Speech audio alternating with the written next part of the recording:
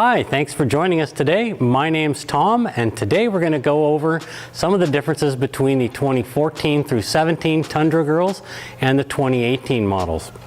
First thing you'll notice on the 2017 model, the top plate comes flush to the top of the grill, and the logo opening is designed to accept the factory logo with 2 easy screws and a backing plate that is included.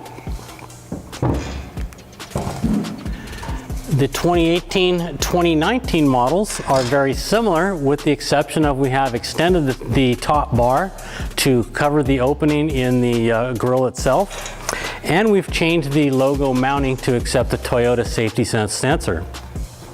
The sensor is designed to bolt directly onto the back of the T-REX grill using the fasteners supplied. And the Toyota logo simply snaps right back into place into the existing slots here.